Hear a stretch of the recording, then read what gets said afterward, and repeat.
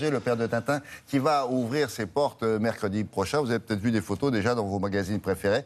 Alors ça sera au Grand Palais à Paris. À cette occasion, Isabelle Bouloc, qui connaît bien la Belgique, vous propose de partir à Bruxelles sur les traces de ce dessinateur-là, qui, vous allez le voir, s'est largement inspiré de sa propre ville natale. Dans les airs ou sous terre, Tintin est partout dans Bruxelles. Avec plus de 250 millions d'albums vendus dans le monde, son créateur, Hergé, est la fierté nationale et une icône de la capitale belge. Dans un album, il y a environ, grosso modo, il doit avoir environ 700 dessins.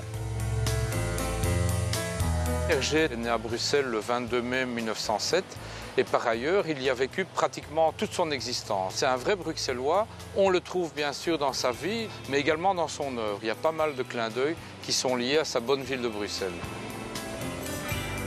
La maison natale d'Hergé, c'est à Etterbeek.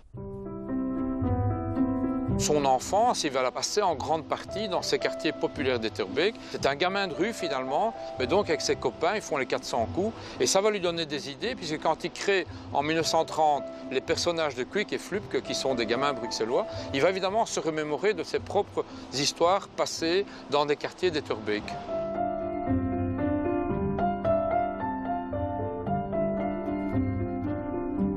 Le vieux marché, c'est évidemment très emblématique, puisque les grands-parents maternels d'Hergé sont nés à un jet de pierre de cette fameuse place. Le marché a encore lieu tous les jours, un marché de brocante et d'antiquités, tel qu'on le trouve d'ailleurs dans les premières pages du Secret de la licorne. Tintin fait le tour du marché et il découvre soudainement un navire miniature et il veut l'offrir à son ami le capitaine Haddock. C'est la licorne et ça va être le début d'une histoire extraordinaire.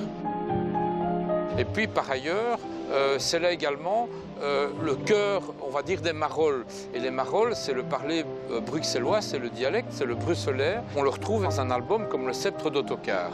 On y évoque un pays imaginaire, la Moldavie, qui est censé être en Europe de l'Est. Et dès la page de garde de l'album, il y a la devise du pays, « E benek e blavek », ce qui veut dire en bruxellois « j'y suis, j'y reste ».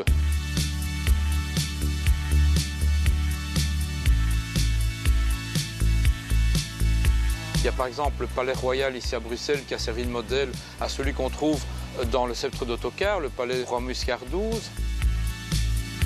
L'immeuble sur lequel on se trouve actuellement est très emblématique dans la vie d'Hergé. Nous sommes en 1946, le journal Tintin va être fondé. Il y aura donc un directeur artistique, Hergé, qui réunit les autres dessinateurs. Et c'est ici que va se jouer, je dirais, chaque semaine, le contenu du journal.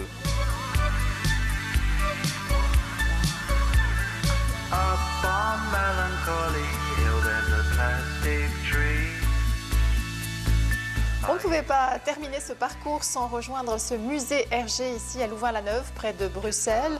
Un bâtiment conçu par l'architecte français Christian de Porzampar, un lieu incontournable pour les tintinophiles et tous les admirateurs du talent d'Hergé.